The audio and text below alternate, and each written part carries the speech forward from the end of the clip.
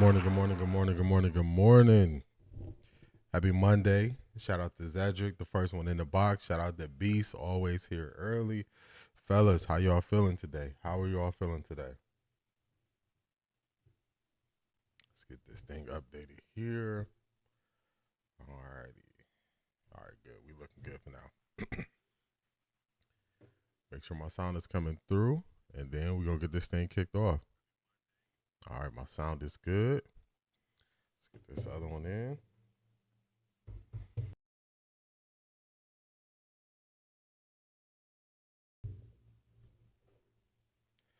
All right. We set. We locked and loaded. We ready to go. We're ready to go. So the Browns lose, not surprisingly. And I'm just looking at, how people were talking about it last night. I'm looking at how people are responding to the game. I'm looking at how the national media is talking about the situation. And it's funny because I'm looking at it like this was very easy. This was very easy to foresee this being the outcome. And then also, as pressure mounts, we might be getting to a point where Kevin Stefanski might not be calling plays by the time 12 gets out there. And what was it, maybe 3 weeks to a month ago, I was saying, hey, Kevin Stefanski is not good at making adjustments. I'm like, he's not good at making adjustments. What happens? Everybody starts to see, man, he doesn't make adjustments. Middle of the game gets slow. They know what to expect. And now people are starting to see it. Now they want Kevin Stefanski fired. They want Andrew Berry fired. They're all over the place with who they want to blame. And this is things that you could have saw this coming, so you can save yourself the emotion. So it's the way they lost. They've been in these games. The offense can't get going in the second half. That's a fact. That's exactly it. When your defense is really kind of bending but not breaking, they're allowing teams to get to the red zone, and then they're shutting down the red zone and holding them to 3. You got to pay that defense back. You got to pay that defense back with long, sustained drives, and you have to pay that defense back by putting points on the board. The Browns can't do either. And I think the talk today is going to be the offensive line, but it's a reason why. I think it was now at this point 3 or 4 weeks ago. I can't remember. Everything to me is 3 or 4 weeks ago. My bad, y'all. When I can't remember, I'm like 3 or 4 weeks ago. Yeah, that's an L on me. But do y'all remember when I went over offensive line play? And not offensive line play, but I went over the injury report for offensive lines because I was like, is this an only Cleveland Browns thing, or is this an all across the NFL thing? It's an all across the NFL thing. So people who are using the offensive line excuse is just that. It's an excuse. We saw Minnesota with majority of their offensive line not there. The Browns didn't have the impact. We saw this game. The Steelers aren't known for having the best offensive line. We saw the Browns defense not have an impact. So it's just surface level to blame the offensive line and the tackles. No, it's a combination. And when you have a shorter quarterback, he has to drop further back in the pocket so he can see further upfield. So since he has to drop back further, the tackles aren't as good, so they're trying to push guys upfield. It's a conundrum. You are helping them beat you at what you trying to protect a shorter quarterback. How many times did y'all see Dylan Gabriel step up in the pocket? By the time Dylan Gabriel decided to step up in the pocket, he was getting sacked. It was too late. He was stepping up in the pocket after 3.5, 4 seconds. Yeah, everyone is struggling with that. It's coaching. That's it. I agree. Coaches are being stubborn. They are not being willing to adapt and help their guys out. You have to help your guys out. Nobody's doing anybody any favors. So now everybody is to that point. I'm past that point. They're kind of stuck because they want to blame Stefanski. They want to blame Andrew Berry. That's why I just came out from the beginning. Once you really look at Andrew Berry, there's no reason to keep him. This draft class is not good enough to keep him. Actually, with how bad this draft class is, with how bad the offensive line is, it makes you think he probably should have took Will Campbell at number 5 instead of Mason Graham with how bad this offensive line is. So you can even find ways where he could have got more based on the Browns' need and just took the best overall tackle that was there. So it's still some question marks there for him. So me, I'm not worried about it. I'm over Andrew Berry. I'm over Kevin Stefanski. I've been over them. I got called crazy when I was calling these things out early on. Now everybody is pulling up. Oh, look at Andrew Berry's draft history. Why did you think I said? Why you think I said he wasn't? We didn't need him anymore. You know, now everybody's talking about, man, Kevin Stefanski can't adapt, and you know his offenses can't score points. Why did you say? Why do you? That's why I said I was over him. So, just a little more than a rant, but we're going to get to it. We're going to get to the local Cleveland media. We're going to get to Mason is currently a non-factor too. That's what I'm saying. A guy asked me, would I rather the Browns have taken Mason Graham or Will Campbell? And I watched Will Campbell. I watched the whole game when the Patriots beat Buffalo, and I watched Will Campbell just lock down his side, and I was like, dang, the Browns, they should have took Will Campbell. So, yeah, it's crazy. But, you know, we're going to get to how a real coach, I don't want to say that. That's not the way I want to term it. We're going to look at how a good coach handles controversy, even in a loss, with Dan Campbell, with Deion Branch, hitting Juju Smith-Schuster. Yeah, good morning, Charmaine. We're going to look at how Unc and Ocho are questioning what the Browns are doing. We're going to look at local media spazzing out. We're going to look at Joe Flacco looking better with a similar or worse offensive line in Cincinnati. Steve, let me see. Let's see what your message said. My bot got you. You need to look at that game. Dylan was getting rid of the ball in 2 to 3 seconds. Then state the facts. He has to get rid of the ball or sack. I put a stopwatch on 80% of pass plays. You need to look at that game. Dylan was getting rid of the ball in 2 to 3 seconds. Then state the facts. He has to get rid of the ball or be sacked. I put a stopwatch with 80% of the pass plays. Explain, Steve. Are you saying that Dylan Gabriel was not the reason for him getting sacked? The offensive line was the reason? Before I really respond, elaborate. Go a little bit further. And I don't watch the TV. The TV copy of the game gives me nothing. It gives me nothing. Once the All 22 comes out, I watch the All 22. That's where I get real answers. TV copy doesn't really give you answers to was somebody open, did the offensive line miss really bad. So just elaborate what you're saying, Steve, before I don't want to take it the wrong way. I just want to make sure I understand what you're trying to say there. But let's get to it. Did anybody watch that game last night? Did anybody watch that Detroit and Kansas City game last night? Whoops. Let me get this updated. So where are we going next? I want to show y'all. Good morning, everyone. Hit the like button on the way in. Shout out to you, Marie. I always appreciate you when you come in here. Thank you. Let's get to Dan Campbell and him handling and dealing with that bad situation. His player, Brian Branch, he smacked Juju Smith-Schuster after the game, and this is a coach stepping up, just addressing the situation in a professional way, and this is what we need more of from Kevin Stefanski. And if Kevin Stefanski is not able to handle situations in this manner, then we definitely need a new coach who can. So let's go. Let's see what Dan Campbell has to say. I love Brian Branch, but what he did is inexcusable, and it's not going to be accepted here. It's not what we do. It's not what we're about. I apologize to Coach Reed and the Chiefs and and Schuster. That's not okay. That's not what we do here, and it's not going to be okay. He knows it. Our team knows it, and so that's not what we do.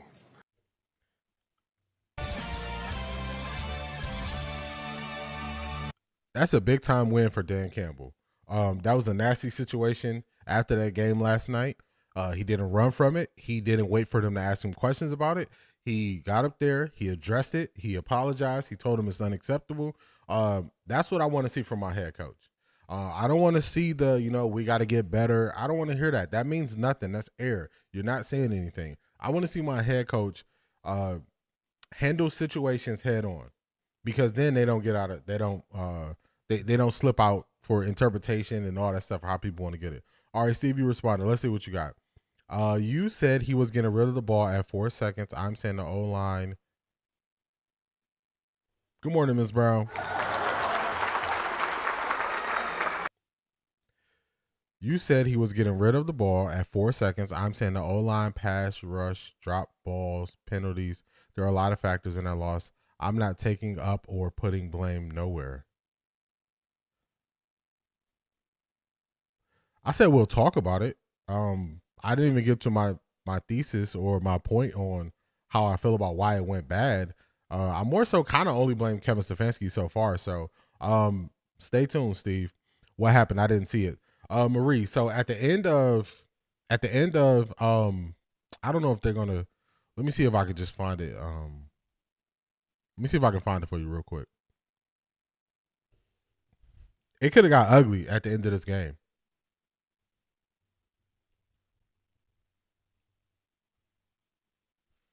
It could have got real ugly at the end of last night's game. After the game, he just smacked at him. Let me see. I'm gonna see if I can find it on X here. Let me see real quick.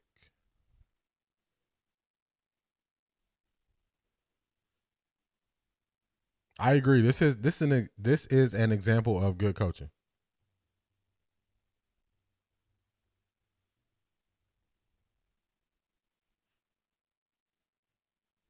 Usually X have everything right there. You just click and you can just go. All right, so he walks past. What did they say to make Branch react like that besides taunting?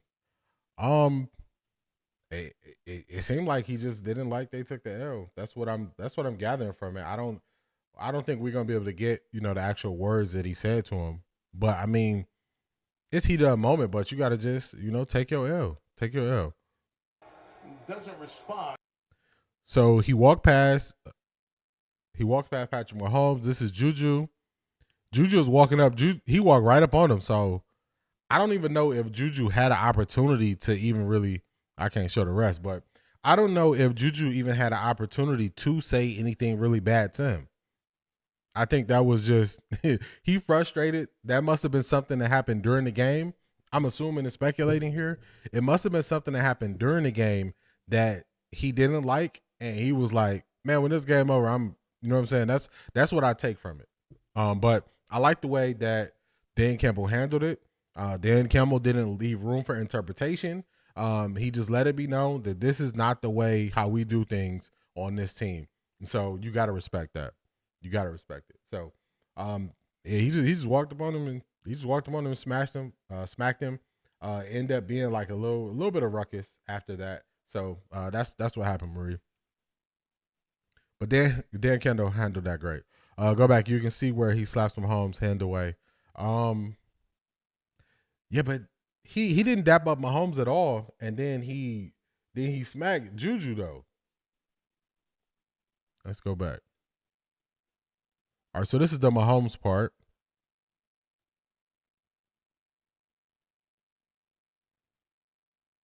Mahomes hit him on the arm, tapped him on the shoulder. Yeah, I don't know. This angle, it's not really showing much from him and Mahomes. This is Juju. He ain't want no parts of what Juju was talking about.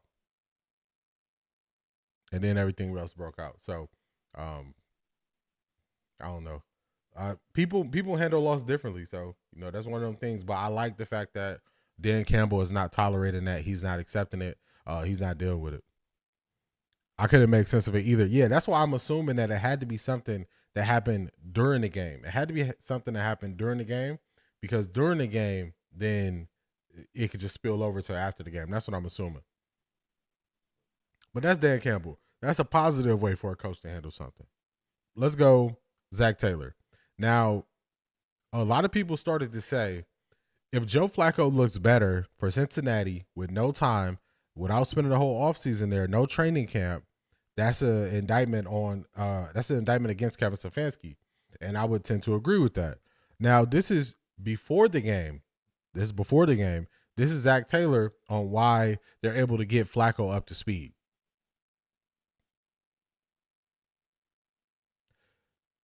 Yeah, he definitely, I would guess he probably threw away, Deion Branch threw away an easy $100,000 right there by smacking Juju. That's an easy $100,000 he threw away. Like, we can clean some things up that maybe for a new guy walking in the door is not necessary. And so just, again, nothing that's significant in any way, shape, or form in terms of us defeating Green Bay, but just making sure everything sounds smooth. And then will there be anything different about practice today?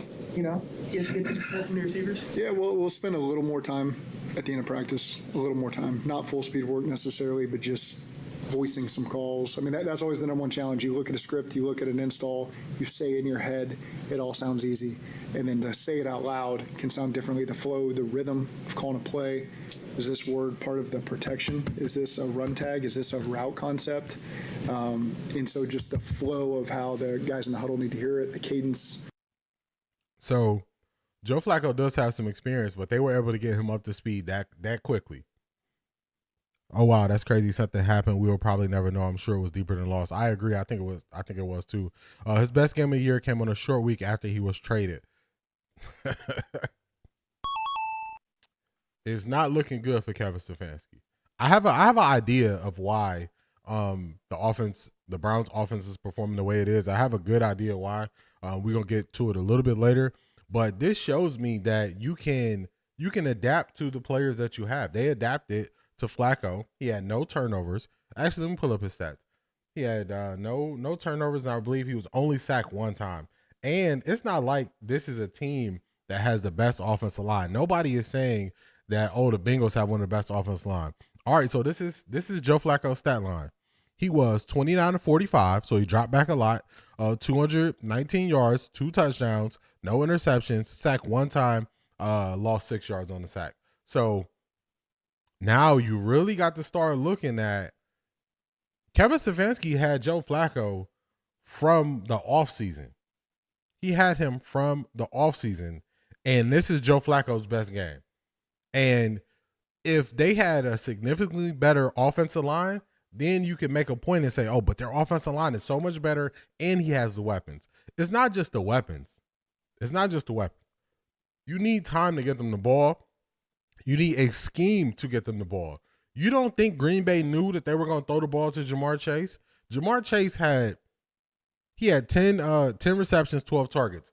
You don't think they knew he was going to throw him the ball? They knew they were going to target Jamar Chase, but you scheme guys open. That's what you do. It's not all about this just raw speed and that. You got to scheme guys open.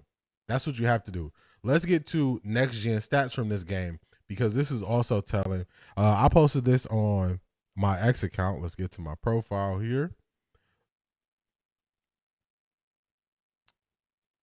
So this is Joe Flacco's. Let's leave it small so y'all can see it. This is where Joe Flacco threw the ball, according to Next Gen Stats. So you see he is attempting to throw the ball plus 10 yards a lot. I can count 1, 2, 3, 4, 5, 6, 7. 7 attempts that are past 10 yards. 7 attempts. So it's not that these guys can't do it. It's Kevin Stefanski's system that doesn't allow them to do it.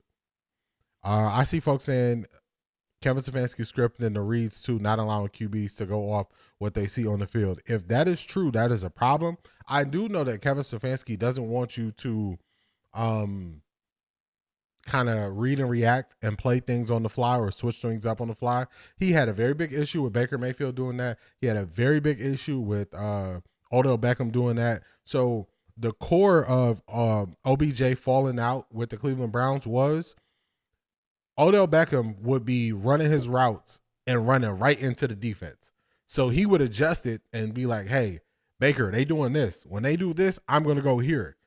And it's not what Kevin Stefanski called. That was the core of what started to erode the Browns when they had OBJ back in the day. It was players 5 years ago identifying Kevin Stefanski was not being able to see what was happening on the field. That was the core of it. Did you see that cheap shot DG did to number 6 after he tackled him? That's why the defense, Steelers defense kept hitting him. Yeah, I did see that.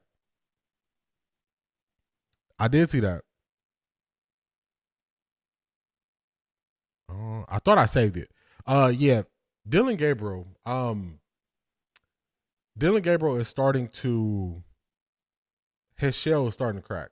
So a couple weeks ago, I said, I got to watch and see how he responds to see if he is confident or if this is him kind of putting on an act. Two things I noticed yesterday, Marie, I did see that. It was Pat McQueen. He did something like grabbing at his helmet. I'm like, what is he doing? Actually, let me find it. So let me not just talk about it. Let me find it so y'all can see what I'm actually talking about.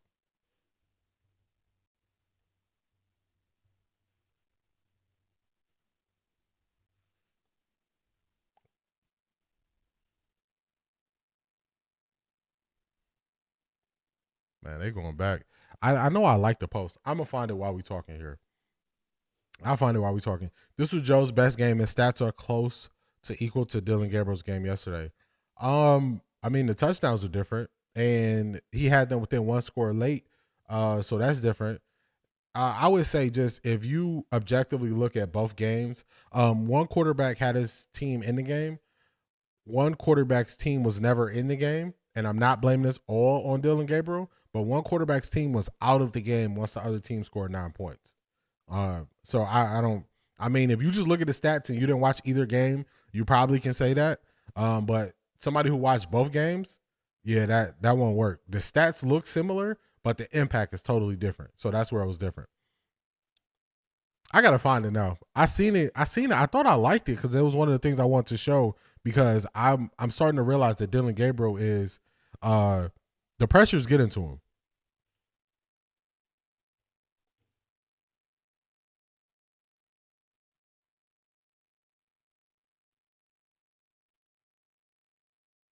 All right, here we go. We got it. This is the play right here. So I don't know what he's doing. He yanks him up by his helmet, and I just don't want to know. I don't know what he's doing here. He's frustrated. He's having a tough game. That could have went bad. And when I look at if a person is confident or not, I see plays like this, and I recognize this person is on the brink of losing it. Dylan Gabriel's on the brink of losing it. Also, in his press conference yesterday, it was only 5 minutes. It was short, but he was talking in his coach speak that he always talks in, and then he switched up just for a second and said, "It ain't gonna be pretty though." And then he went right back to his coach speak, and I was like, "Oh man, he kind of is." The shell was coming off, because this is a person that you see mostly buttoned up. When they start to go through a little bit of adversity, and then you start to see cracks in what they're doing, then I look at that like this person is going downhill. And that's kind of what I'm starting to see from Dylan Gabriel. That's kind of what I'm starting to see. So let's look at, I got some more stuff. Now that's Pat Mahomes. One thing I will say, Pat Mahomes throws the ball all over the field. Also, Pat Mahomes was attacking linebackers. So one thing that people are not talking about when they talk about why the Browns are struggling so much, I asked the question and I said, what does Kevin Stefanski attack when it comes to the defense? So Pat Mahomes realized every time we do this, we get a linebacker on a receiver or a Travis Kelce. I'm attacking that matchup. We saw the Pittsburgh Steelers attack Tyson Campbell, and they kept lining DK Metcalf up on him. What do the Browns attack? What players do they attack? What part of the field do they attack? It's really hard to see what they attack when it comes to the other team. And you can see it all across all the sports. You can identify what an offensive play caller is trying to attack. Embarrassing loss to the Dolphins next week. We'll end this. This is early, but the last time the Browns played the Dolphins in their misdirection, I haven't watched like full Dolphins games this year to really break it down, but the last time they played the Browns, their misdirection, I believe it was in 2023. man, it gave the Browns fits. Their misdirection is something else.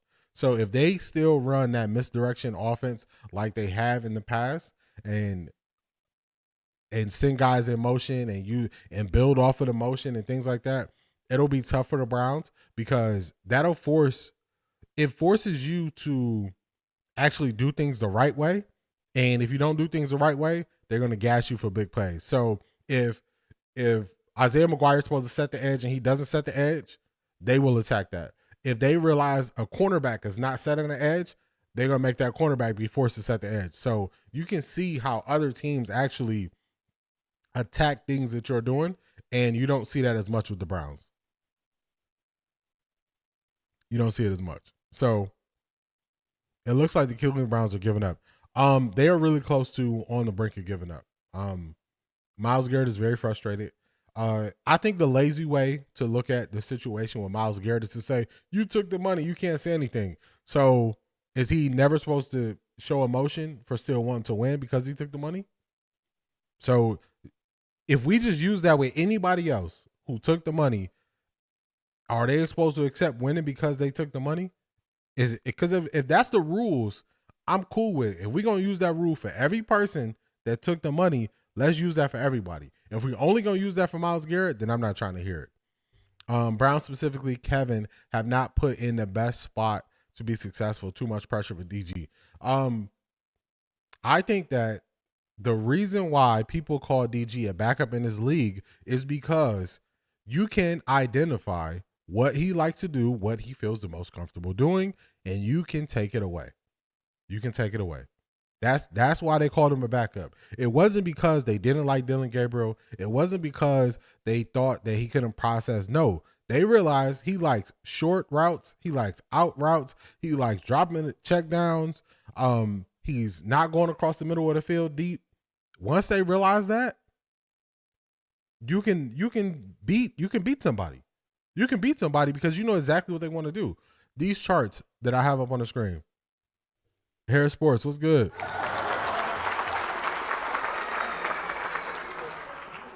This is Dylan Gabriel. I know y'all can't see the bottom of it, but this is from yesterday. Dylan Gabriel threw two passes over 20 yards. 2 pass attempts over 20 yards. When I know you're not going deep, you're not throwing the ball over 20 yards. You know what I'm going to tell my safeties to do? If I'm in a single high safety, I'm telling my safety, go 20 yards from the line of scrimmage. Don't move until you have to. If we in 2 high safeties, I'm telling both, don't move. Stay at 20 yards. They're not throwing it past. They're not going to throw it over your head. If you know that, you cannot stretch the field. You can't stretch the field. So I'm just going to put pressure on everything underneath. Now, what routes does Dylan like to throw? He likes to throw out routes. So what we're going to do, we're going to give inside leverage. These are the corners. We're going to give inside leverage, and we're going to play the outside and dare him to throw it when we can jump and pick it off. If I can tell you the way to slow down Dylan Gabriel after watching him for 2 games, you think people who get paid to do this and they spend 12 hours a day looking at the tape, they can't identify these tendencies? Of course they can. They can easily do that. So what Kevin Stefanski has done with his lack of willingness to take deep shots, he has hamstrung this offense, and the Shedeur Sanders sitting on the sidelines at Carolina saying, I want to throw a deep ball. Funny thing is, that is the only thing that's going to open this offense up. And it's something that Dylan Gabriel is not good at. It's just something he's not good at. So we're going to see how they kind of correct it. I'm gonna get your message, Harris. All right, so Brown specifically, no, I got that one. Yeah, I didn't get that take yesterday. You can have a voice in the loss. Yes, because you know what I don't want? I don't want the person who took the money to not care that we're losing. That's what I don't want. So that's just a lazy take from people. We're seeing a lot of it, but it's whack. Always count someone else's pockets. Facts. I agree. All right, Harris, let me get your. All right. So I did a deeper diving to your question about Ty Simpson, and I was wrong. He is making it happen last 3 weeks. He has beaten 3 top 15 teams while averaging 275 yards, 2 TDs on 75% completion. Oh. Harris, I'm gonna have to add him to my QB board because it's QBs. Let me go on something else real quick, y'all. So Tuesday morning's live stream. I go live at 10:30, maybe 10:35, depending on how it's going. I talk about QBs on Tuesdays, and what I'm noticing is all the QBs that we were told were good are not good. And I've been watching a lot of these QBs, and every week I'm noticing it's a QB that I no longer need to speak on because they're not that good.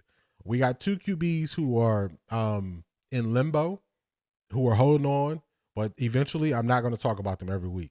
Arch Manning is one, Lenore Sellers is the other. Both of them, to me, in my view, needs to go back to college. Everybody's talking about them like they are the cream of the crop. I think they need more snaps. So I asked Harris about Ty Simpson. I'm going to add him, and I'm going to check him out. The players yesterday seemed like they didn't want to catch no balls because they didn't want to get hit. You are on to something. Probably need at least 1 or 2 deep shots a quarter. He didn't throw any until they were out of it. I agree. If I was Kevin Stefanski to back off these defenses, I would throw deep as soon as I saw cover 1. Remember, I was like, let's nerd out. Let's look at cover 1. And the way you beat cover 1 is you throw the ball deep. Once you win a couple times deep in one-on-one situations, they're going to question, do I want to give up chunk plays?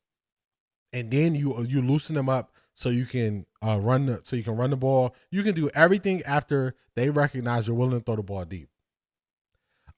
Ms. Brown, you are exactly correct. Dylan Gabriel was throwing some medicine balls. A medicine ball, what people want to say is they want to say a medicine ball is, or a hospital ball is when you go across the middle and it doesn't matter, or if you get hit. To me, a medicine ball is you're sending your guys across the middle and you're throwing the ball high where they have to either jump or have outstretched arms and leaving themselves vulnerable. That's what I call a hospital ball, because I know that these guys are trying their best to go catch it for you and you are setting them up to get smacked. And Tom Brady spoke on this a couple years ago. Nobody wanted to really talk about it. When Tom Brady calls something out, people act like he don't say it. But he called this out and he said it's up to the quarterback to protect your receivers. And Dylan Gabriel is not protecting the receivers. And this sailing the ball high across the middle, eventually it gets to the point people are saying, I'm not getting hit like that. The first person that got hit was David Njoku. David Njoku got hit first. Then if you notice, when they sent Jerry Jeudy across the middle, he had short arms. He like, man, I'm not extending myself out here. I'm not doing this to myself. So it's a consequence of him, all his passes sailing high. That's what it is. It's a consequence of it. And he's getting guys knocked out. And it's unfortunate because as a receiver, you want to go make the play and you got to trust your quarterback is going to protect you, and they're not protecting them. So it's crazy. That was hard to watch when I was watching the game yesterday. All right. So another thing I got from Next Gen Sports. Let's see. Man, every time I put this up, it's not showing correctly. But this is Kevin Stefanski's hot seat getting hotter. The Browns scored a season-low 9 points in Week 6 at Pittsburgh, failing to score a touchdown for the first time this season. Cleveland has now failed to score 18-plus points in 11 consecutive games, the longest such streak in Browns franchise history. Remember, this is a team that went 1-31 over 2 years when it was still a 16-game season. Their offense wasn't this bad. This offensive drought ranks as the second longest in the NFL since 2000, trailing only the Cardinals, who went 13 games without reaching 18 points from 2000 to 2001. Now, who's the architect of the offense? We're going to roll it back. Let's go back to the summer, y'all. In the summer, we had Mary Kay. Dylan Gabriel is helping install Kevin Stefanski's offense. Do y'all remember she said that? I posted about it. Facts, Harris. There are MLB teams that score more than 18 points. That's a fact. I said that's not true. If Dylan, and I said this in the moment, I said, if Dylan Gabriel is implementing an offense that Joe Flacco has already ran and it's Kevin Stefanski's offense, then it's a problem. And I said, it's no way he is implementing a scheme he's never played in. It will be the person who's played in the scheme. That's what I said. People were coming at me. People took everything as, oh, you saying this because you want to see this with Shedeur. Everybody goes to Shedeur with everything you say. Every critique you have, they take it back to Shedeur, even when Shedeur don't have nothing to do with it. Shedeur don't have nothing to do with what happened yesterday. That is on Stefanski, and that is on Dylan Gabriel. And that is on the offensive line. That's on the offensive players. That's not on Shedeur, but they want to throw him in there. Since I rewinded it back, if he is the one that was installing this offensive scheme, how come it's not catered to his strengths? That's the question.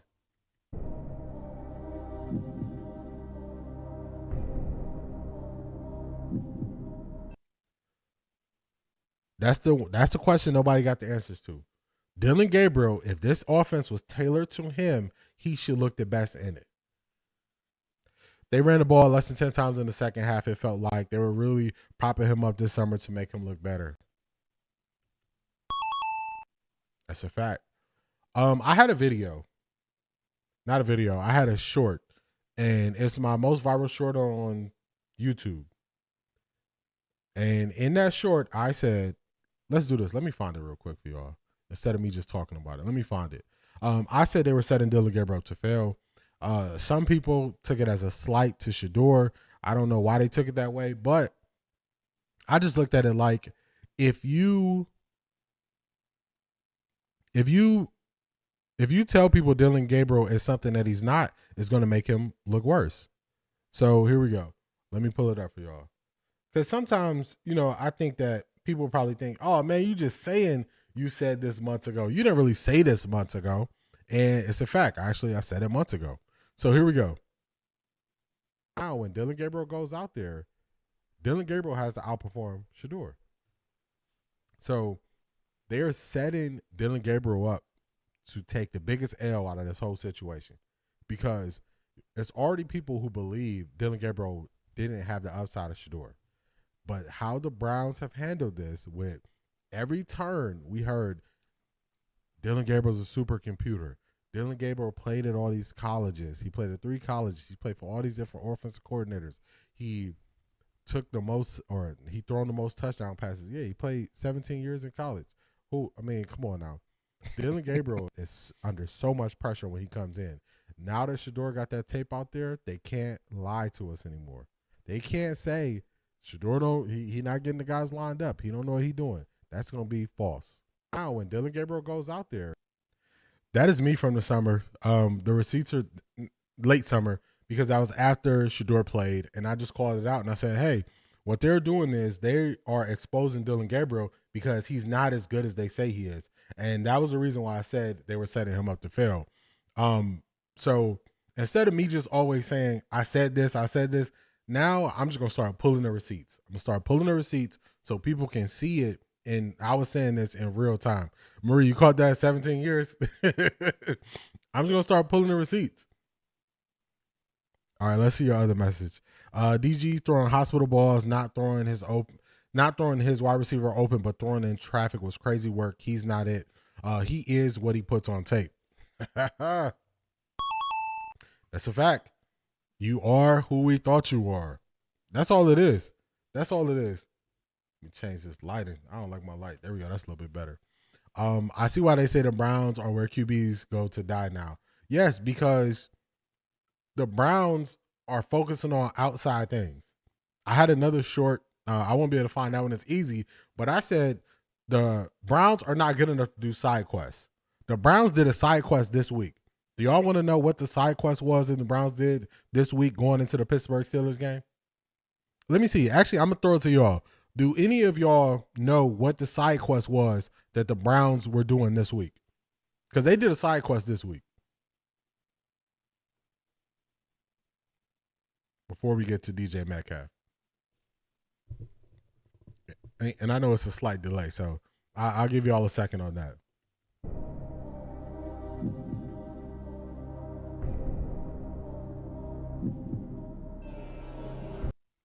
The side quest that the Browns did this week. Haha. Zedric, you are correct. That is exactly it. The Cleveland Browns are going up against a divisional opponent that they haven't won in 22 years. They haven't won in that building in 22 years. And they were playing games with the quarterback 2 decision. That is a side quest. That is something that never needed to happen.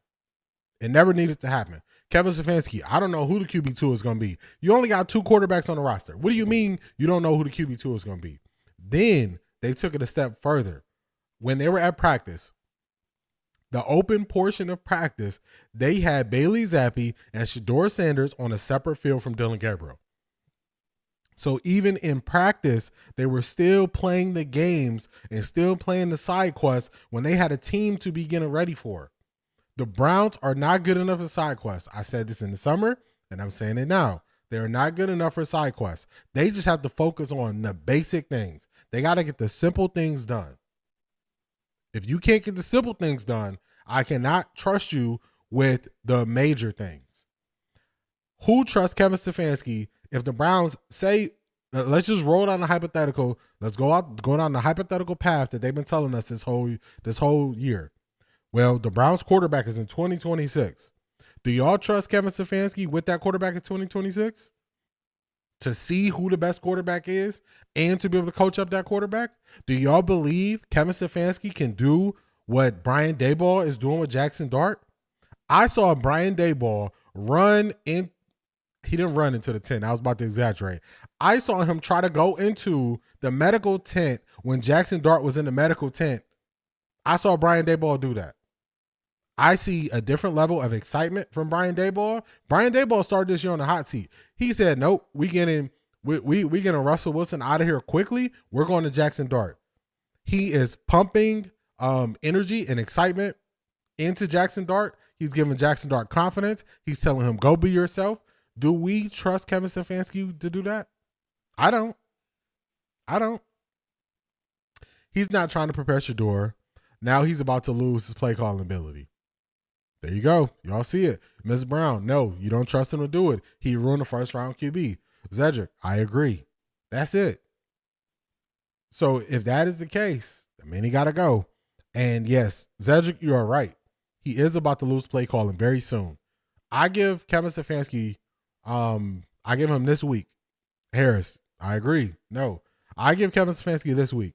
This week, everybody said the Steelers week was the week that, oh man, this is everything. Nah, I knew it was no way the Browns were going to beat the Steelers. And I thought it was going to be an ugly loss at that. It's the Miami Dolphins. The Miami Dolphins is the more important game.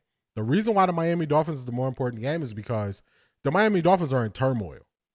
Tua Tagovailoa is out here saying they're having players-only meetings and players not showing up to it.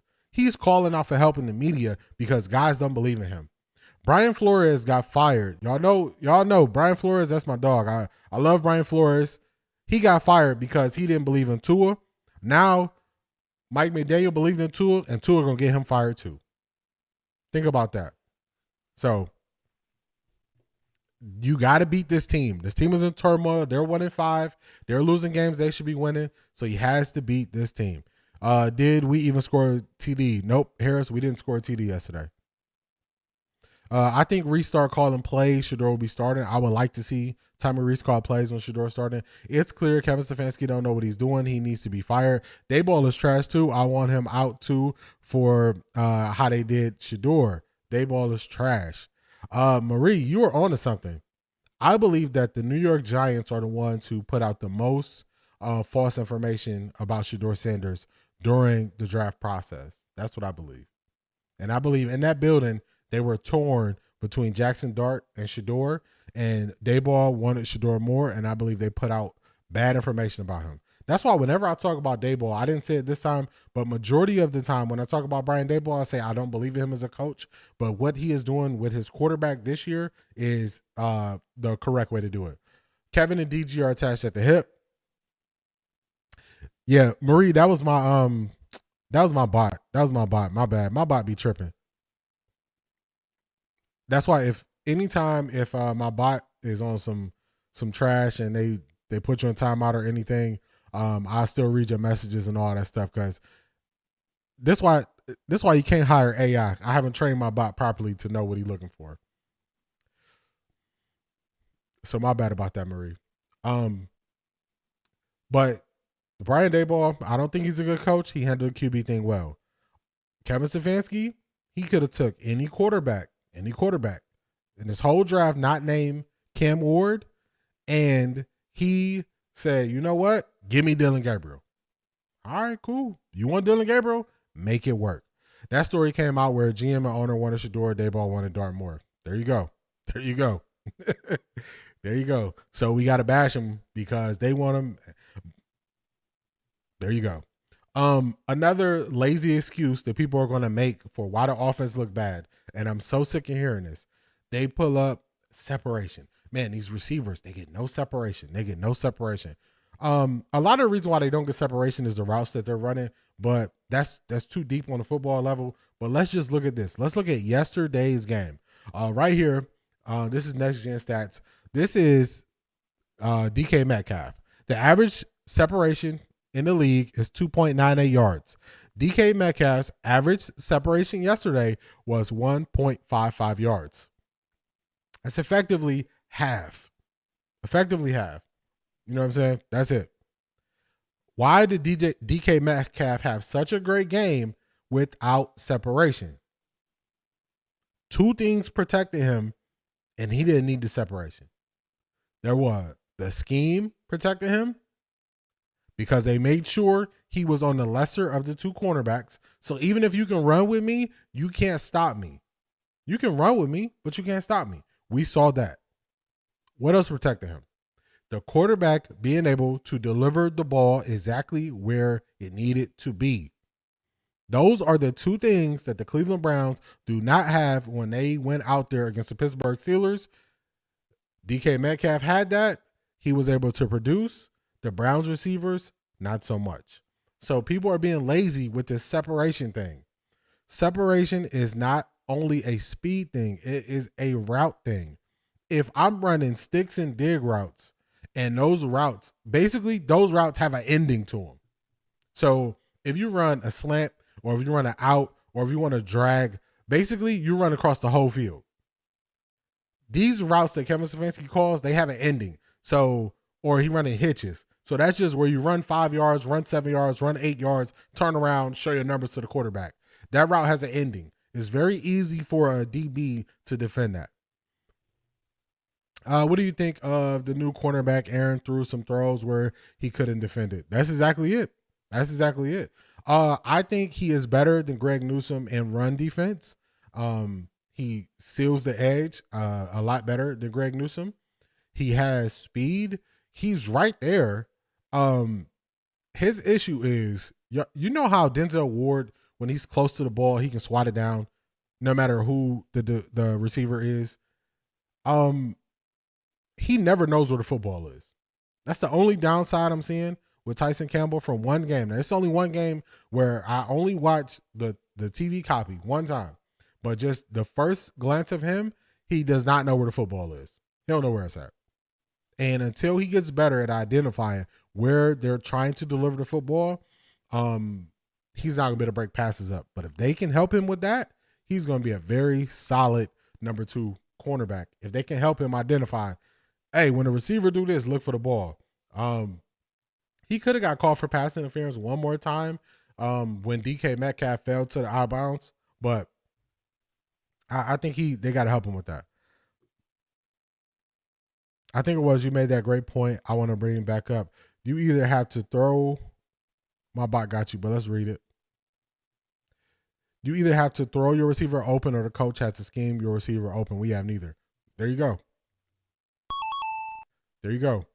See, when football is all about the question and the answer. So when people talk about this basic stuff like separation, you got to ask the question and then find out if you have the answer. And that's what football is about. And people speak about football on a basic level. So if you look at across all the Cleveland media going into this game, You didn't really hear any of them speak on football reasons why this was not going to be a good game for the Browns. None of them gave football reasons. The only thing they said was the Browns haven't won here in 21 years. That's the only thing they said. They didn't give any football reasons.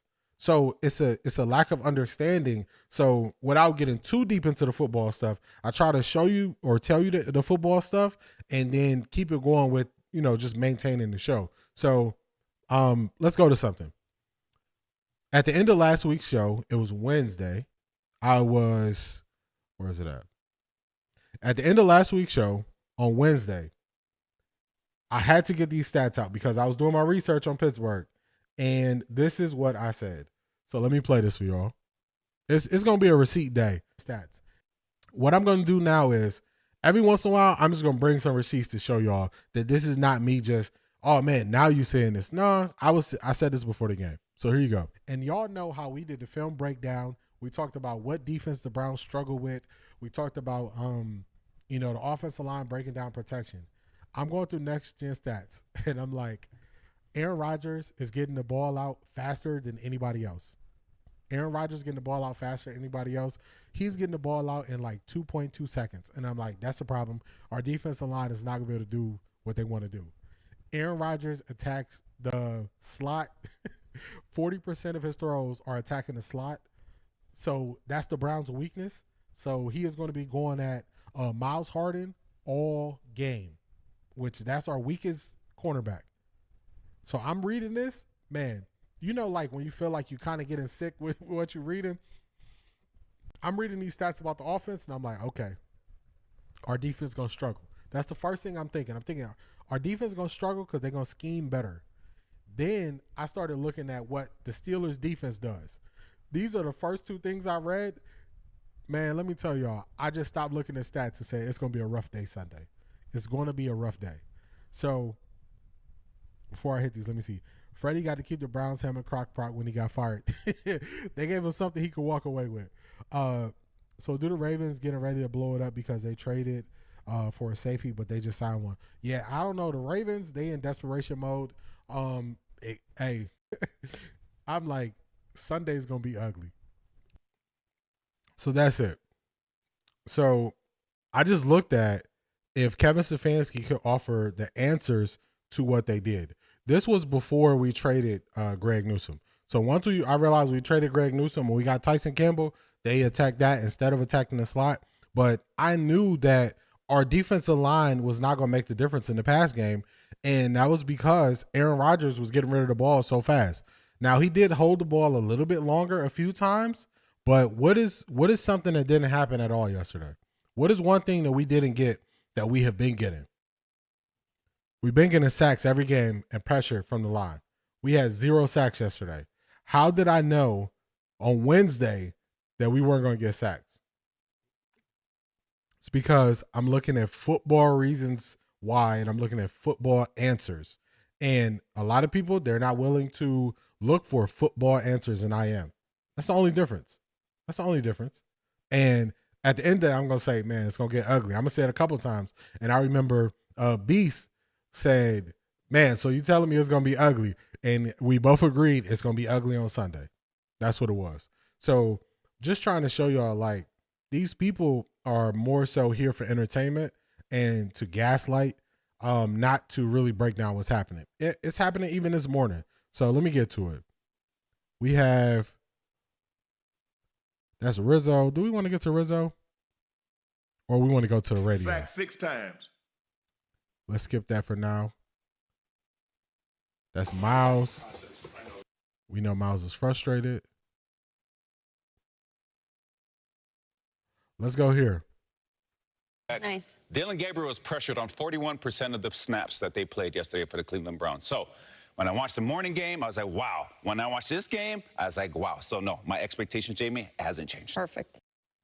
All right. So what is the one? They act like Shedeur only played one game so far. What was everybody's first reaction to Shedeur versus the Rams? They were like, the offensive line was trash and he was getting pressured. I called that out, and I said they're running cover one.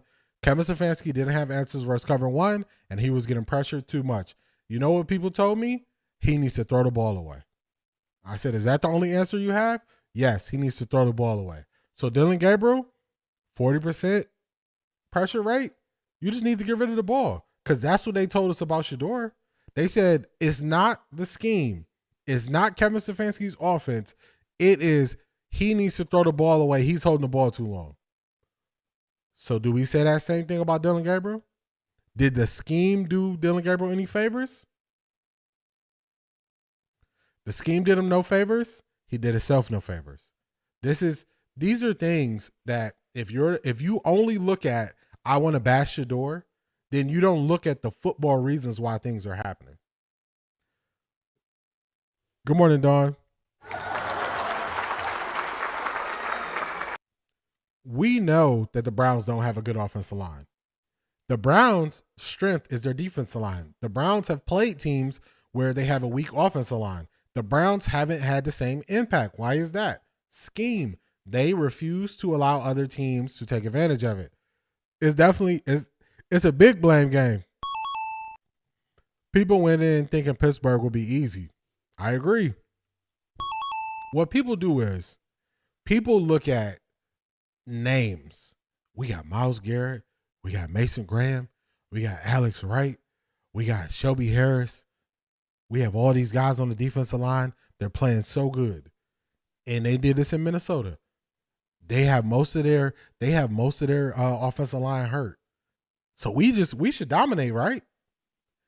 They totally remove scheme from the game of football. Scheme. If you notice, if you listen to any former players talk about the game of football, they always talk about the scheme because you win and lose with the scheme. That's the difference. And a lot of people don't want to get into that part of football. So some of these things you can see them happening before they come. Coaches make average players look great. There you go. That's a fact, Harris. Shedeur as a 5th-round pick is held to a much higher standard than others in this class. That's a fact, Cedric.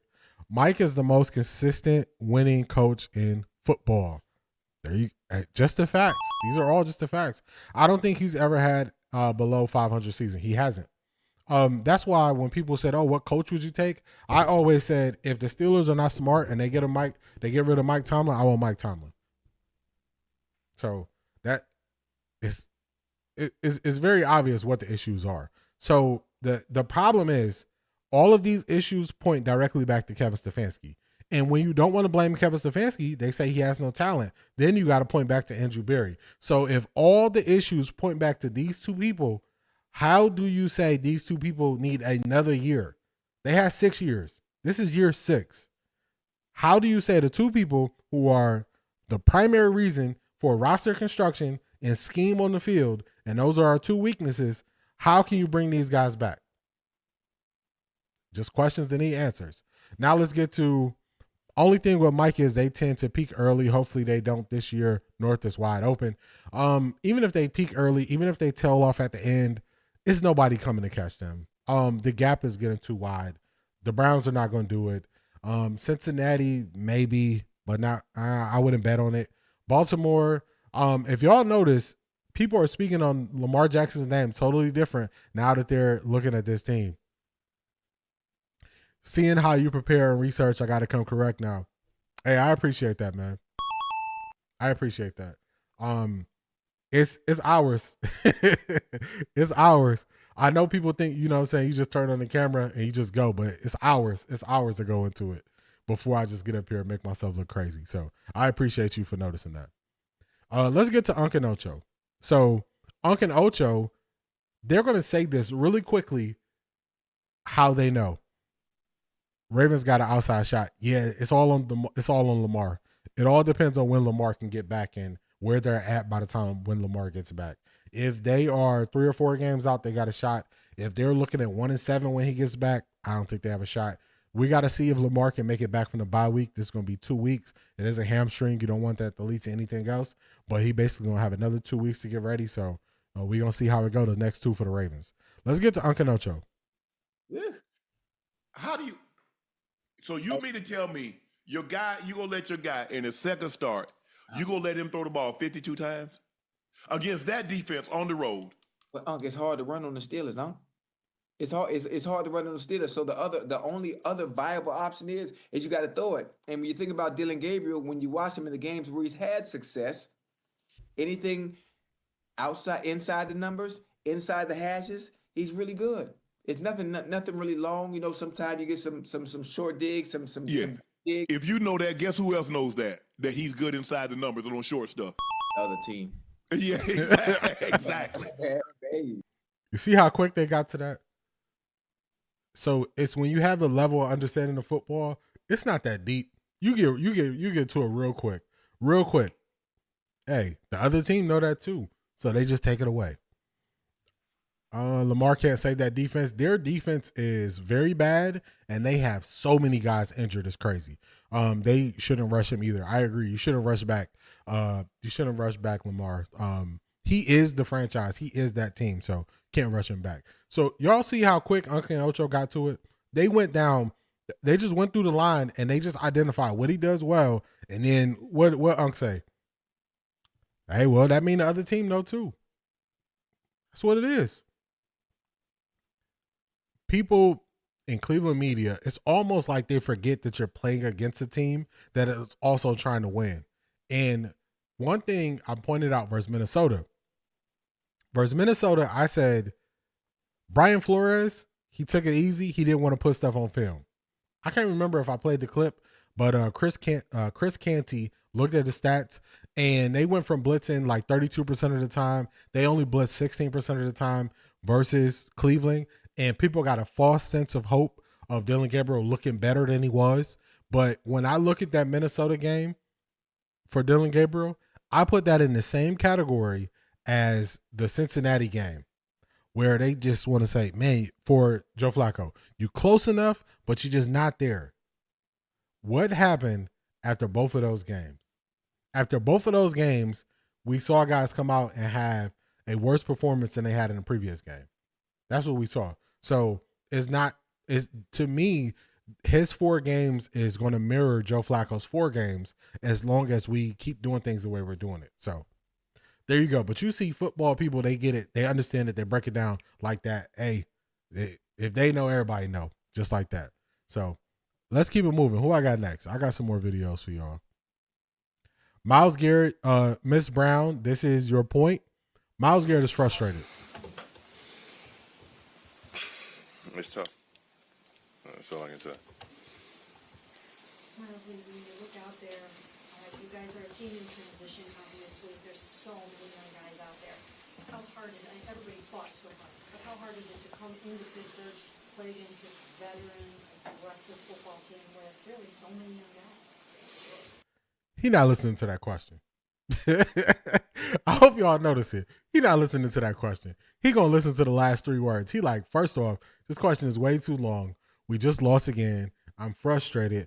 And people want to say, oh, because I took the money, I don't get to voice my opinion about this. But what this shows is I actually care.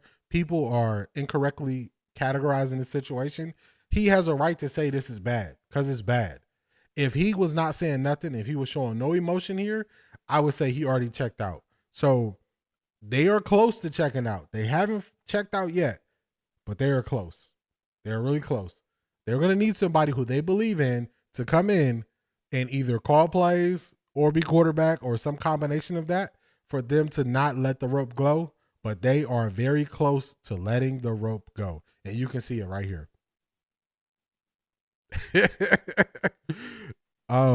Myles wanted to say, get that guy out of here. He wanted to. Him saying it doesn't matter if you're young, we still got to win was telling. Yes, there you go. Who is young? Who is the young person that's not performing? And who are the young ones that are performing? Harris said, what was the question? Man, the question was a kerfuffle. Let's see. You guys are a team in transition, obviously. There's so many young guys out there. How hard is it? Everybody fought so hard, but how hard is it to come into Pittsburgh, play against this veteran, aggressive football team with really so many young guys? Basically, let's sum it up because she used maybe 30 extra words. With a young team, how hard is it to come in here and get the win versus Pittsburgh? Basically, that's what sums it up. And He don't care. He like, look, man, we supposed to be better. We got to be better.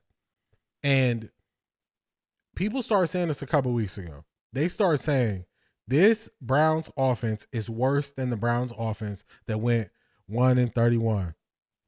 Good morning. Good morning. They're saying this Browns offense is worse than the Browns offense that went 1-31. And the numbers back it up. The numbers back it up. I don't know what it is across the NFL. I listen to other reports, and nobody has microphones. Nobody in the NBA, they pass around a microphone, and everybody gets to say their questions to the microphone.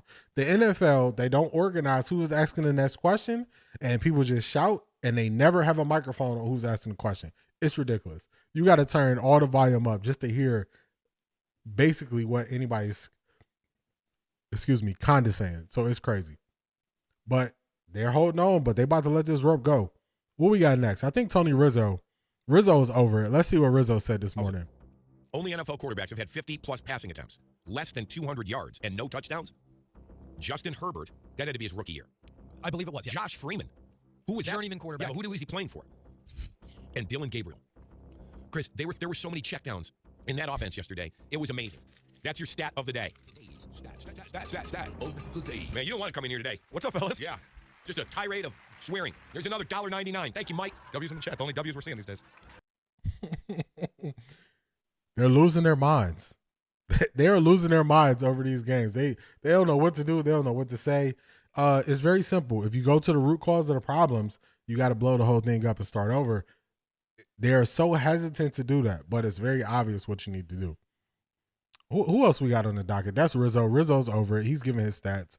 We already got to Dan Campbell. We already got to Zach Taylor. We already got to Miles. We already got to Dylan Gabriel being pressured. Who we got next? He said he wasn't. He did. Now, this is Cleveland Browns radio. This is them this morning. They said this morning. He wanted to fire Kevin today. He didn't want to fire Kevin after the Vikings game. And I'm like, well, what changed? And he gave an explanation. I go, I think what happened with a lot of people yesterday, guys, Dylan Gabriel ain't bad. But a lot of us lied to ourselves last week. He ain't bad. He'll be in this league. I think Dylan Gabriel will be in this league for 8 years. And he will have a pension from the NFL. And he'll probably be a coach. And he'll start more games for more teams at some juncture after this year. He will. He's not bad, but you just got so exposed to his limitations. The limitations were right there. I'll tell you, give Terrell Austin and that defense credit. That defense is not that great. It's not that. So the people who said Dylan Gabriel's on the Browns, you should root for him. And it's like, but I watched this tape. I don't have faith in him. So should I still root for him? It was hard. It took him all those words to finally get to that point of he's just limited. That's what it is. He's limited.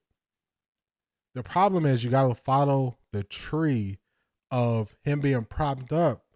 If they thought he was better than he was, you got to look at who thought he was better and say, we can't trust how you view quarterbacks. That's the issue. They're also going to get to the Andrew Berry thing. Now, everybody's late to the party. Zedric, you've been here for a while. Ms. Brown been here for a while. Beach, you've been here for a while. Marie's been here. Y'all know I've been calling out Andrew Berry. Now, what they do is they call out Andrew Berry to take the heat off of Kevin Stefanski. I saw that. He pointed at Shador. They know who better. They like, man, look at this. You're supposed to be in here. Beast, they know he's better. Everybody knows he's better. This is why the Browns are a laughingstock so often. Somebody asked me yesterday, they said, how can you just look at this and accept losing this? And I was like, I don't accept losing. I've just seen so much losing. I know when the losing is going to happen. And it doesn't affect me the same way. Everybody, it's other videos of them crashing out from this morning. They were crashing out on the radio this morning. And me, I just look at it like, if you had any football sense, you would know this was going to be the outcome before the game happened. They're crashing out. I think they're going to get more to Andrew Berry in this as well. So let's see if we can find that spot. And you just saw, and yeah, ourselves in it. Maybe this guy. No. I wish we didn't. I wish we didn't overdo it during the preseason where it was, the ball boys look better than him. And I know I'm taking a shot at Daryl there, and Daryl will join us at 8:20 this morning. I wish we wouldn't have overdone it because I think if we didn't overdo it, I didn't overdo it. I wasn't there. But if the media didn't overdo it, I think a lot of people became very defensive of him. And he had a solid game last week, even in a loss. This week, you drop him back 58 times. You're overmatched. Buddy, it's not your fault. It's just this isn't what a franchise quarterback's going to be. Maybe I'll be wrong. Maybe he'll go out there and he'll light up the Dolphins, and we'll start to have this conversation again. But that conversation, I'm going, this is your second start. They got tape on you now. They're going to do some of the things that Minnesota tried to do to you. They did it to an even better level. They brought heat right through the A. I mean, you're not going to have success when you don't have a lot of experience and when you already have limitations. And that's what that was. And if we're that excited, if that's a Kevin pick and Kevin's that excited, you're going, why are you taking a backup in the third round and we need all these other things? Why are you doing that? I know we hey, take a shot on a quarterback, take a shot on a quarterback. Well, you take a shot on a quarterback who has a higher upside. Take a shot on a quarterback like a Shedeur Sanders is what you do. I'm not making a case right now. I'm just telling you what it is. Right. But a third-round guy, and we've done how many third-round QBs, and they're all the same. They're all Colt McCoy. They're all Cody Kessler. They're all just, they exist. And so, man, they sound so defeated. I think we could have the 05 Patriots and Kevin Stefanski will lose to Bill Belichick with this Browns team. Hey, I can't disagree with you. This is the issue. Kevin Stefanski's offense it lacks an identity. So we watch the Browns play. What are they, 1-5 now? I don't even keep track of the record. It's crazy. 1-5. Facts. They're gonna change their mind tomorrow. They're 1-5. We watched them through 6 games. If I ask y'all, what do the Browns do well on offense? We will be hard pressed to find something they do well. And a lot of it is because whatever the Kevin Stefanski offense used to be, it's not that now. Coming from Zimmer, the Zimmer tree, they thought his offense was going to have more similarities. That word almost took me out. Similarities to the Gary Kubiak offense that's based off of outside zone, inside zone, split zone. But then instead of running outside zone, inside zone, split zone, and giving the running back options, we started putting in the gap scheme. So it's a hodgepodge of different things. Then people will say, "Oh, give the ball to Quinshon. It's a crapshoot after that." Facts. Then people say, "Oh, Kevin Stefanski his passing game is rooted in the West Coast," and it's not. When I kept hearing people say Kevin Stefanski's passing game was rooted in the West Coast, y'all know what I did? I'm gonna tell y'all. Let's go behind the scenes. Let's go behind the curtain. The first thing I did was I studied the West Coast offense. Then after studying the West Coast offense, I studied the creator of the West Coast offense, which was Bill Walsh. And then I watched the whole NFL life of Bill Walsh and the breakdown of what he was trying to do. And you know who Bill Walsh was? He was way before his time. He recorded all of the He recorded all of their meetings to make sure he had a running memory of everything that he was saying and how they would break things down so he can get better. And the West Coast offense was predicated on getting the ball out fast. You didn't need the most athletic quarterback because he started out with an athletic quarterback. Quarterback had a shoulder injury, I believe. He got injured and he was out for the year. Their backup quarterback was not as athletic, so they couldn't move him around as much, and he could throw the ball into tight spirals, tight windows in space. So they'll say, you know what? We don't need to move him around, but we need him to get rid of the ball faster than the defense can get to him. And then we build off of that and we go into the running game. So that's what they did.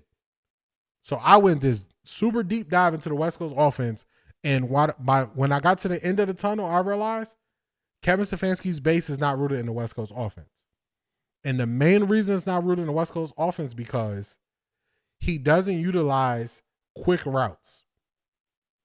So it can't be West Coast. Then you say, okay, well, maybe it's not a spread offense. Even though he does the spread thing, and we were talking about this yesterday, when he goes to 5 wide, Kevin Stefanski always used 12 personnel and went to 5 wide. So that's 1 running back, 2 tight ends, and 2 receivers. When I saw that, I knew he was limiting himself. He was not putting speed on the field, and he had 3 guys who had limited route trees and 2 guys who could run deep, and he wasn't sending them deep. So once you really break it down, Kevin Stefanski's offense has no identity because it's a mixed match of all these different offenses, and he is not even taking the good parts of these offenses. It's not going to be good, y'all. Unfortunately, it's not going to be good. It's going to take somebody who has a core belief system in an offensive scheme, and they run that scheme and build off of it. If they don't play well his next game, they're going to praise him up and down. They are. You can't recognize any roots to his offense. I agree. So this is the turning point of the season right here. With the Dolphins and the Browns, Mike McDaniels is way more on the hot seat for whatever reason than it seems like publicly than Kevin Stefanski. But if 2 teams are in turmoil and you're the team that loses to the other team in turmoil, if it's the Browns, you putting yourself on the hot seat. You jumping on the hot seat. So I got to look a little bit more into the Dolphins. I got to watch some of their tape this week. I got to look at what they do well on defense, and see if they will pose a threat to what the Browns do. Because that's how I look at it. When it comes to offense on other teams, all I need to see is if they get the ball out quickly, or if they have long routes, or if they can run the ball. If teams can run the ball just a little bit, I know they're going to have some form of success against our defense. And then I look at the type of routes they run. So I haven't dove into the Dolphins yet. By Wednesday, I'll have more answers about the Dolphins. I still think Mike outcoaches him. He has the potential to. His scheme, Mike McDaniels runs a West. His scheme is based in the West Coast because he's off that Kyle Shanahan tree. Their schemes are based in the West Coast. So quick pass game, you can almost put any quarterback in their system and they'll have some form of success. Excuse me.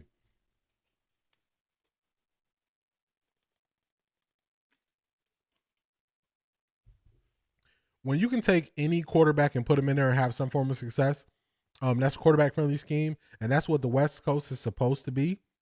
And when you look at that, and then the misdirection, if he goes back to the misdirection that he was running the last time he played the Browns, this defense is going to struggle with misdirection. And all you got to do, you only need 3 scores to beat the Browns. As long as you have 1 touchdown, you can have 2 field goals. You can have 1 touchdown and 2 field goals. You can have 2 touchdowns and a field goal. You can have 3 touchdowns. You're going to beat the Browns. So it's not that much. It's not that hard to beat them. You know, the opportunity is there. I don't know if it's released yet. Let me see. I don't know if the game film is released yet.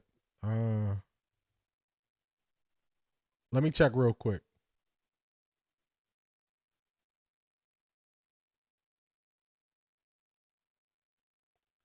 Let's check.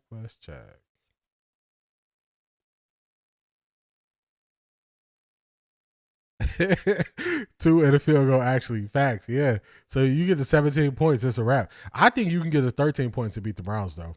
I'm saying you can get 1 touchdown. I'm saying you can get 1 touchdown, and you get 1 touchdown, 2 field goals. You can beat the Browns.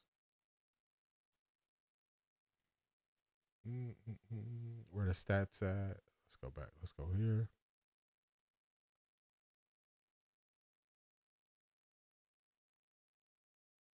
I'm checking on that now for you, Beast, to see if they got that game film out.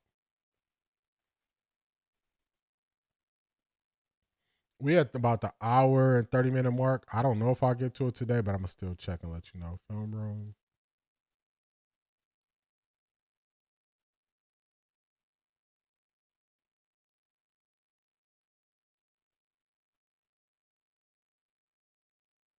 All right, so they do have it out. I was gonna do a deeper dive into the film room on Wednesday, but facts, there you go, 13 points. Is it any play that you have in mind that you want me to look up for you, Beast? I'll look it up for you before we wrap up the show. So if it's a play or if it's a time in the game that you want me to look up, Beast, just let me know. I'll look it up for you. Because it looks like, make sure they got all of it here. They got all of it here. This is pretty quick. So it's usually like 24 to 48 hours after the game, but it's ain't even been 24 hours and they got this film up. So they got it up pretty quick. Pretty quick. Let's see if I have any more videos we need to get to. Now, when Dylan Gabriel goes out there, oh, that's old. That's me. That's me talking.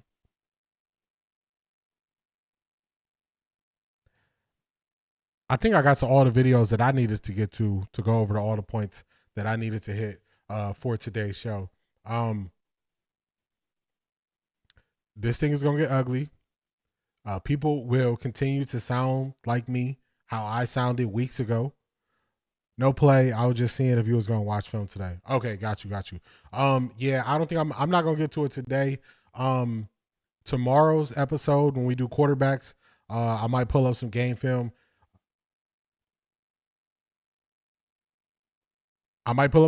Tomorrow. It's kind of tricky, so I can show all the Browns game film on YouTube and they don't say anything. But last week when I showed the Cam Ward game film on YouTube, I had to strike and I had to eliminate part of my stream from it. So I'll get to some of it tomorrow when we go over quarterbacks. I want to look at some Joe Flacco tape tomorrow too.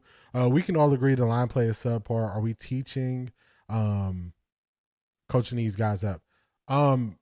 Man, shout out to you, Tim. That's a great question. This is what I see from the offensive line. I see an offensive line who is actually not even just the offensive line. This is what I hinted at this earlier. I see an entire offense who is overthinking. I don't see anybody just going out there and playing. I see everybody. Actually, Quinshon Judkins is just going out there playing. Dylan Sampson is going out there playing.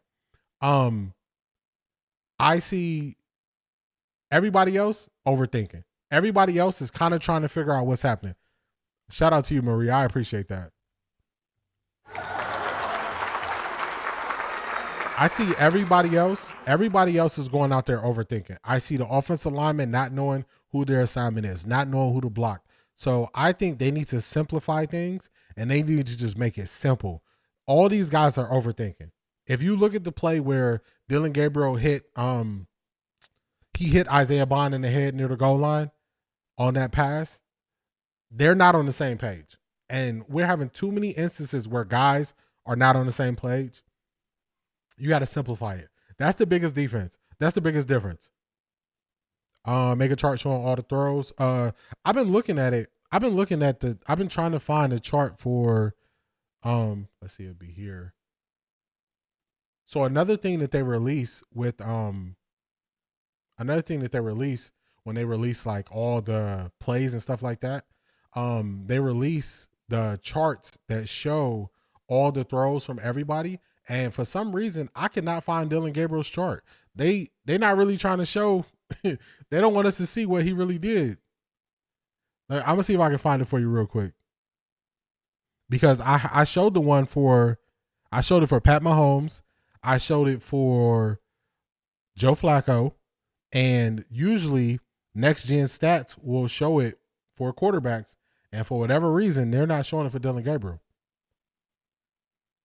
Yeah, he threw it behind him too. So thank you, Ms. Brown. I appreciate that. Kevin holding this team back.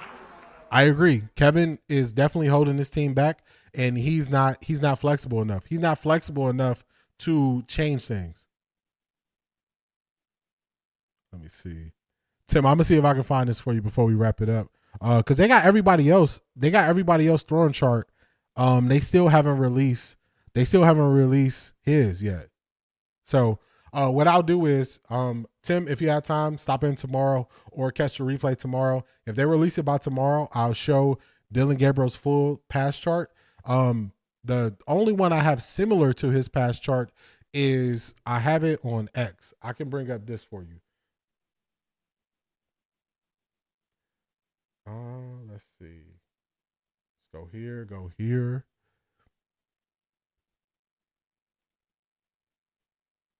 So this is all of Dylan Gabriel's passes. I have this version of it that they put out. So he didn't throw, he attempted 2 passes over 20 yards, 10 to 20 yards. He attempted 12 passes. He was 4 for 12 in that range. And then below 10 yards is where you see the bulk of his work. So let's see. 5, 16, 21, 30, 34, 35, 36 of his passes were 10 yards and under. So yeah, it's not looking, he's not throwing it deep, man. They're not stretching the defense. So I'll definitely look for it for you. Appreciate you asking that question. I'll see if I can get it to you. I appreciate all y'all for being here. I appreciate all y'all for tapping in. I appreciate all of y'all, input, y'all questions and everything. Definitely shout out to you, Marie, always encouraging everybody to like, comment, and subscribe. I really appreciate that. We're going to do this thing again tomorrow, 10:30-ish. We're going to break down some quarterbacks, and we might even get some game film out for y'all. So I appreciate y'all being here. This has been real. It's been great. I'll catch y'all in the next one. Peace.